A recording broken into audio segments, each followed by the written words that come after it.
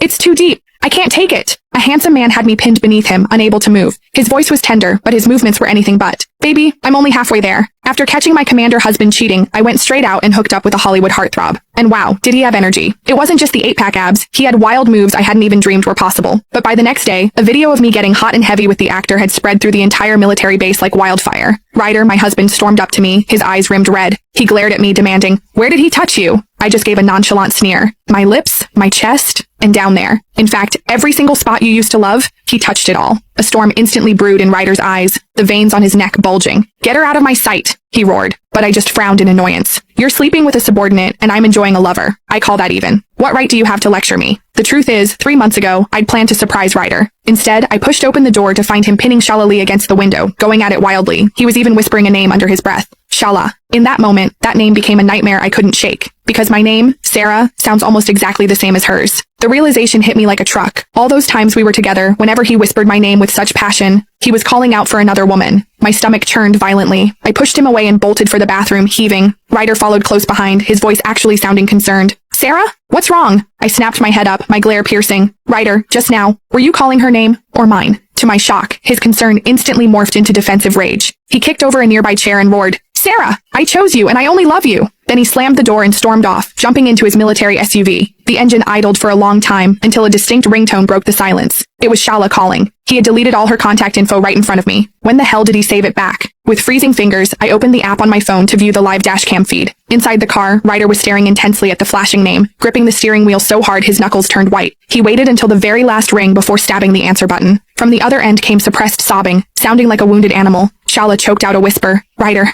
I miss you so much." Ryder's breath hitched. The engine roared to life, and the SUV tore through the night like a blade. The night wind howled, but it couldn't blow away the chill settling in my heart. I caught my reflection in the window. Tears were already streaming down my face. The car soon pulled up outside an officer's apartment complex. Rustling sounds came through the dashcam audio, followed by Shala's whimpering moan. "It hurts." And the husband who swore he loved me replied, his voice so raspy it was barely recognizable. "Take it. Even if it hurts, take it." What followed was a night filled with heavy breathing and frantic kissing. It sounded so desperate, so primal. I stood by the window all night, listening to every second of it. Only when the first light of dawn broke did I move my stiff body to retrieve the divorce papers. I had forced him to sign a clause earlier. If he cheated again, all assets and property would automatically transfer to me. I deliberately signed my name and took the document straight to the legal assistant's office on base. The lawyer reviewed it and looked up. "Once filed, your marriage will be officially dissolved." I dragged myself home on shaky legs to find Ryder already waiting. Seeing me, he looked impatient. "Where the hell have you been? Stop using suicide threats to manipulate me," he snapped. "Is that all you know how to do? Torture me with these stunts?" I stared at him, my heart turning to ice. So, my near-death accident back then, in his eyes, it was just a ploy for attention. Click the link in my bio to get the full story for free.